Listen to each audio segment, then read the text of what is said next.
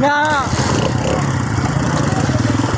देख बड़ी वालियां पानी पानी साढ़े क्या कपड़े ना बता लेंगे करना आया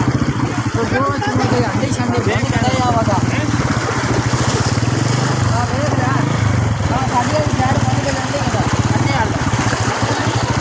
लोकें ਨੂੰ धड़ा धड़ पै गए है